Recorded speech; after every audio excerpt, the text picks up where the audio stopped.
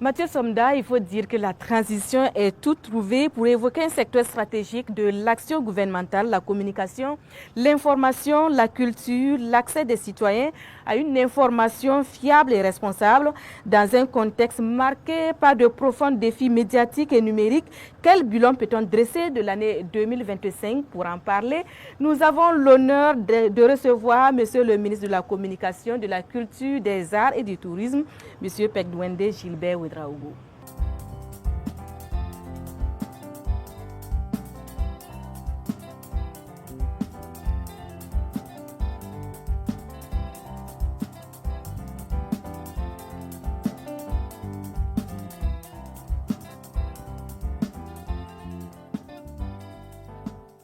Bonsoir, Monsieur le ministre. Bonsoir, Monsieur Somda. Apparemment, vous êtes, pour l'instant, en tout cas, le ministre à recevoir l'eau de bienvenue. C'est assez symbolique, l'hospitalité au Faso. Merci bien, je voudrais vous en remercier parce que l'eau de bienvenue, c'est tout un symbole. Que la RTB m'accueille en son sein à travers donc ce geste symbolique. Je pense que je ne peux que vous remercier et vous souhaiter une bonne et heureuse année. En tout cas, merci aussi de nous rejoindre au mémorial à Thomas Sankara. L'un de vos chantiers aussi de l'année 2025, Monsieur le ministre, il y a eu beaucoup de faits, beaucoup d'activités, beaucoup d'événements qui ont jalonné l'année 2025. Il y a le FESPACO, la nuit des Galiens, l'Ompolo ou encore les UACO ont fait un retour sur les activités de votre département avec Ali Zungrana. L'année 2025 marque un tournant historique pour le ministère de la Communication, de la Culture, des Arts et du Tourisme avec l'organisation réussie du Festival panafricain du cinéma et de la télévision de Ouagadougou, FESPACO. Une édition qui consacre le grand retour de l'étalon d'or de Yenenga après 28 ans d'attente. Le 29e FESPACO couronne le réalisateur burkinabé Dani Kouyaté pour son long métrage Katanga, la danse des scorpions. Le Burkina Faso remporte donc son 3e étalon d'or après celui de Gaston Kaboré en 1997 avec Boudiam et de Idrissa Ouedraogo en 1991 avec son film Tilay. Cette 29e édition connaît la participation record de 48 pays avec le Tchad comme pays invité d'honneur. 2025, c'est aussi la réussite de l'organisation de la 14e édition des universités africaines de la communication de Ouagadougou, UACO. Une fois de plus, le ministère en charge de la communication permet aux professionnels, universitaires, chercheurs, étudiants et l'ensemble des acteurs de l'information et de la communication d'Afrique et d'ailleurs de se retrouver et de discuter des défis qui se présentent aux médias. Autre pari gagné, la 29e nuit des Galiens qui a récompensé le mérite de plusieurs dizaines d'hommes et de femmes de médias par des prix spéciaux et officiels. La Palme d'Or est revenue à la radiodiffusion télévision de Burkina Faso RTB avec l'Iradan Philippe Ada comme lauréat du Super Galien. Le département, piloté par Pegdouende Gilbert Ouedraogo, porte-parole du gouvernement, a clos l'année 2025 en apothéose culturelle. Parmi les temps forts, la 5e édition des l'Ompolo s'impose comme un rendez-vous phare. Cet événement a mis en lumière les figures emblématiques et les structures les plus méritantes du théâtre et des arts dramatiques, non seulement du Burkina Faso, mais aussi dans l'ensemble de la Confédération AIS. Le livre était également à l'honneur en 2025 avec la 18e foire internationale du livre de Ouagadougou Philo, marquée par une forte affluence. Plus de 120 candidats au prix littéraire qui témoignent de la vitalité et de la production éditoriale burkinabé et de l'intérêt croissant pour les livres. Avec son roman « Quand passeront nos douleurs », Jean Sylvanus Wali remporte 3 grands prix. Le Grand Prix national de la littérature de jeunesse, le Grand Prix de l'intégration de l'AIS et le prix spécial du Fonds de développement culturel et touristique. L'année a également vibré au rythme d'autres manifestations majeures comme le Salon international du tourisme et de l'hôtellerie de Ouagadougou Cito, le mois du patrimoine burkinabé, la nuit de l'entrepreneur touristique et divers autres festivals dans les différentes localités du pays. Le ministère de la Communication, de la Culture, des Arts et du Tourisme en 2025, c'est aussi des réformes. Le 27 mars 2025, les parlementaires adoptent la loi portant statut de l'artiste, autrefois régie par un décret. Ce texte structurant vient encadrer enfin l'exercice des activités artistiques et culturelles au Burkina Faso. Afin de donner une nouvelle dynamique au secteur du tourisme burkinabé, il est également créé l'Agence nationale de promotion du tourisme, Faso Tourisme. Cette nouvelle agence vient remplacer l'Office national du tourisme burkinabé, ONTB. En 2025 également, l'agence d'information de Burkina AIB, autrefois rattachée aux éditions Sidoya, est érigée en établissement public de l'État. En matière d'infrastructure, 2025 a été marqué par l'inauguration du mausolée Thomas Sankara ainsi que le lancement des travaux de construction du siège de l'Institut des sciences et techniques de l'information et de la communication, ISTIC. 2025 aura ainsi été riche en activités au département du ministre porte-parole du gouvernement, Pegdouende Gilbert Ouedraogo. Ces succès projettent aux yeux du monde l'image d'un Burkina résilient, résolument engagé dans la quête de souveraineté à tous les niveaux. Monsieur le ministre, 2025, une année très dense dans votre département ministériel, une dizaine de grands événements organisés. À l'heure du bilan, quelle auto-évaluation pouvez-vous faire? Merci bien, madame. Effectivement, l'année 2025 a été très dense au niveau de notre département et je voudrais saisir l'occasion pour féliciter et remercier l'ensemble des partenaires, que ce soit déjà le personnel du ministère, mais aussi l'ensemble des acteurs des secteurs de la communication, de la culture, des arts et du tourisme.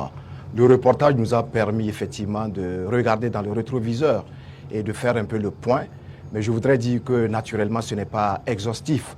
Il y a bien d'autres activités qui ont été menées et je voudrais en citer quelques-unes. Au niveau du bureau burkinabé des droits d'auteur, nous avons également travaillé véritablement à mobiliser des ressources qui ont permis de payer des redevances de plus de 2,7 milliards de francs CFA pour permettre bien sûr aux artistes de vivre de leur art.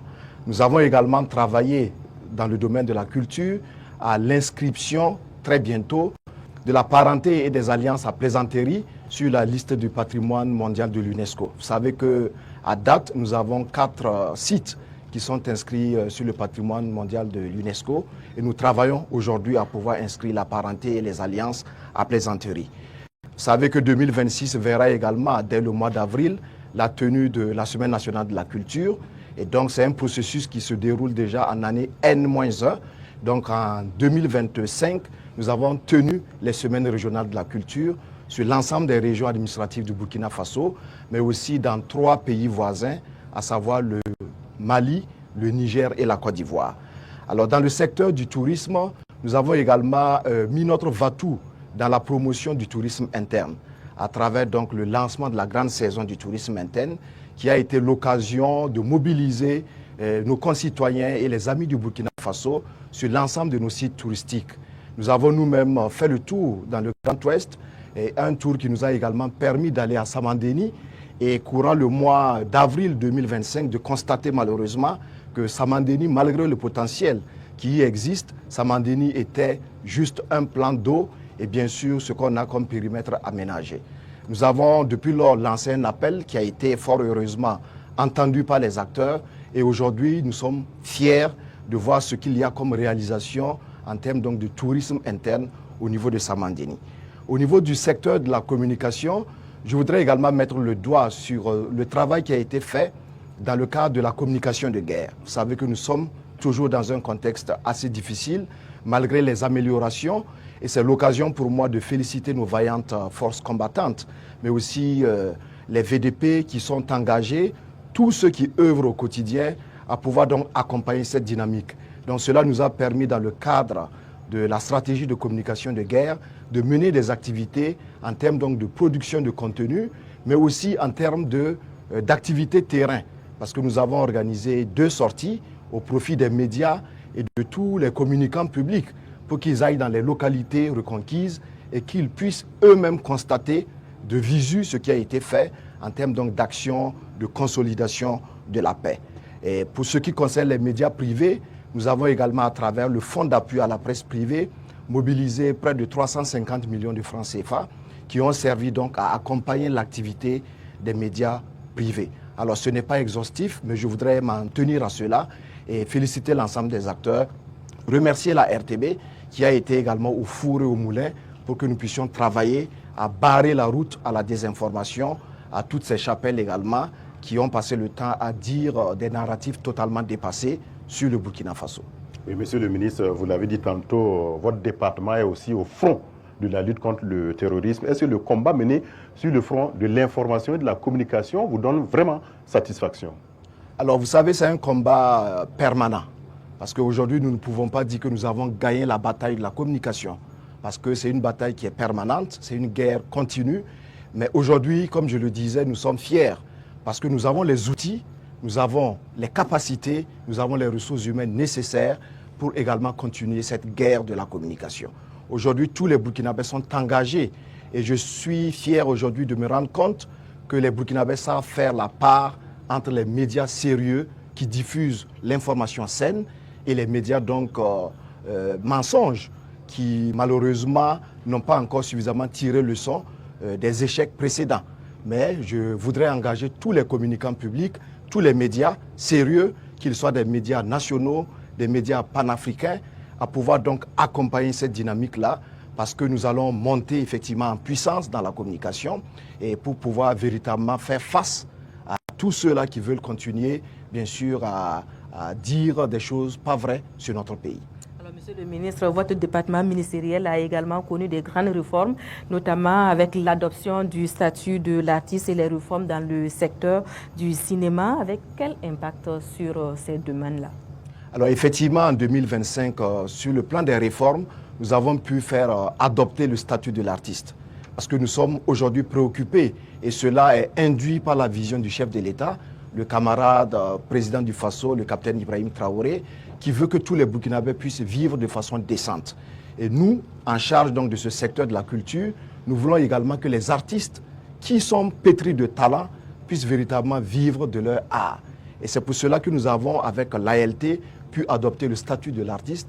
Et cette année, en 2026 donc, nous allons véritablement travailler à mettre ce statut-là en œuvre. Parce que nous voulons que tout ce que nous entendons aujourd'hui comme récrimination, comme plainte, mais aussi ce que nous voyons sous nos yeux, parce qu'aujourd'hui, il faut le reconnaître, certains de nos artistes vivent très bien de leur art, d'autres malheureusement pas, simplement parce qu'il n'y a pas un cadre réglementaire pour pouvoir justement les accompagner dans cette dynamique.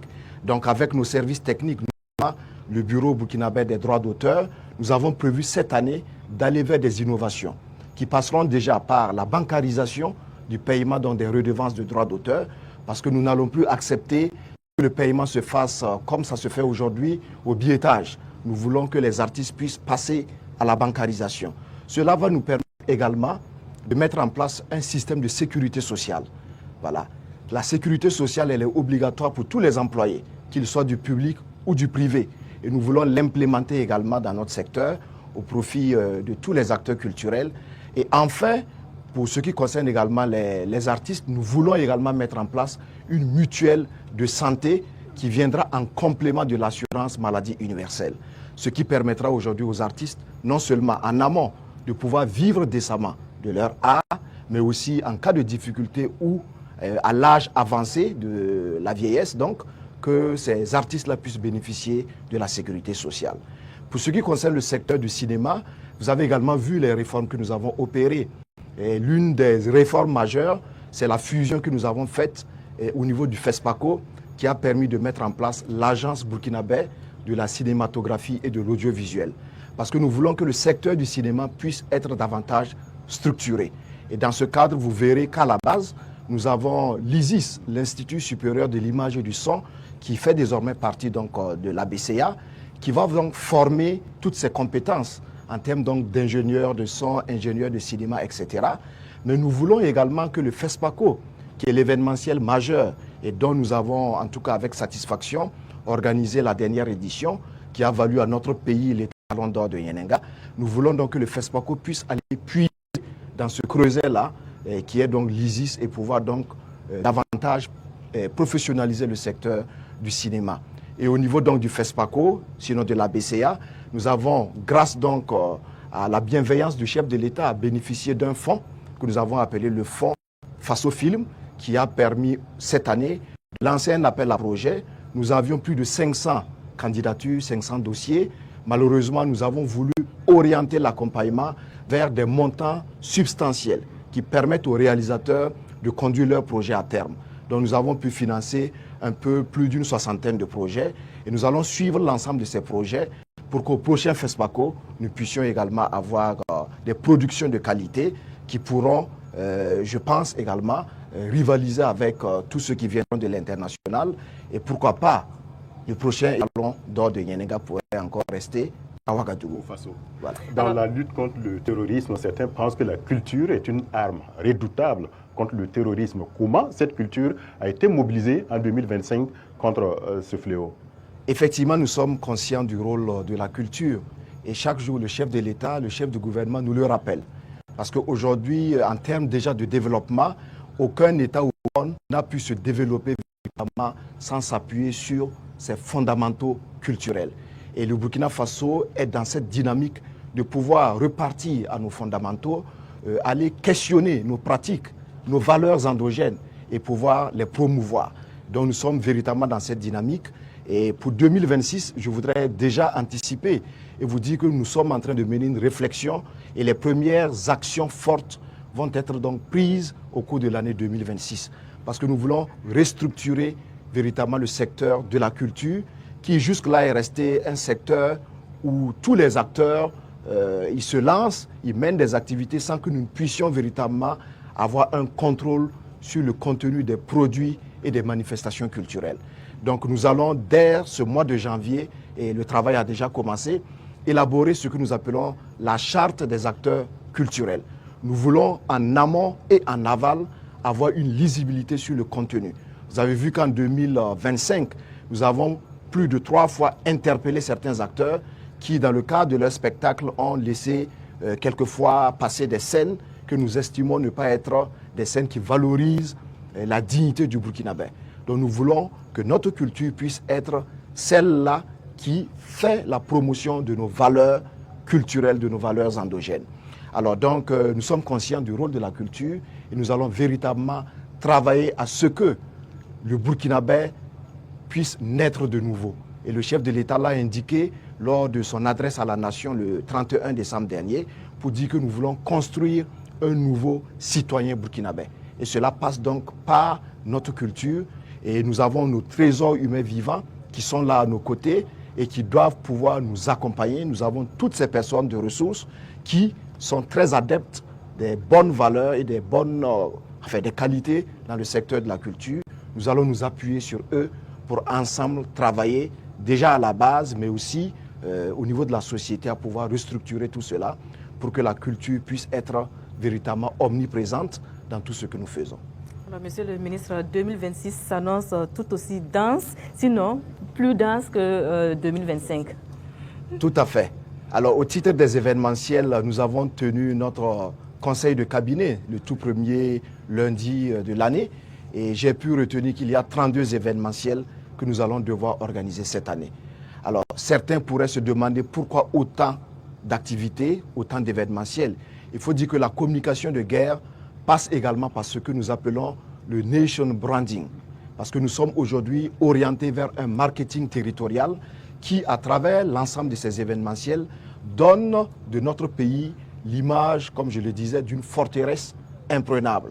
D'aucuns disent, sous certains cieux, qu'il n'est pas capable, ou du moins, la vie n'existe pas au Burkina Faso, ou peut-être qu'il y a la guerre, on se pourchasse dans toutes les rues, mais c'est totalement faux. Donc en organisant l'ensemble de ces événementiels, qui du reste ne se tiennent pas seulement à Ouagadougou, mais ces activités sont délocalisées partout sur l'ensemble du territoire. Cela permet de donner véritablement vie à nos activités, de permettre à nos concitoyens qui sont dans une dynamique de résilience, cette résilience qui est de plus en plus accrue, puisque vous savez que les localités au quotidien sont reconquises.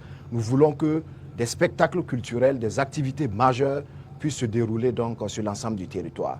Donc en guise d'exemple, nous avons la Semaine nationale de la culture qui se tiendra déjà du 25 avril au 2 mai avec le Ghana comme pays invité d'honneur, la Russie comme pays invité spécial et bien entendu le Mali et le Niger seront à nos côtés pour que nous puissions tenir cette Semaine nationale de la culture à laquelle sera annexée une activité confédérale sur le secteur donc, de la culture. Il y a également les universités africaines de la communication qui désormais deviennent une activité annuelle. Jusque-là, elles se tenaient tous les 2 ans, mais nous avons, au regard de l'enjeu de la communication, sous les orientations du chef du gouvernement, décidé que les UACO se tiendront désormais chaque année. Naturellement, il y a certaines activités récurrentes, telles que les Galiens. Et nous aurons également cette année le symposium international de sculpture sur granit et bien d'autres activités que nous allons dérouler au cours de l'année 2026. Et il faut de l'énergie pour tout ça. Ben, naturellement. Et vous comptez sur nous, vous fantassins. Ben, en tout cas, merci. Et je sens que nous tendons vers la fin.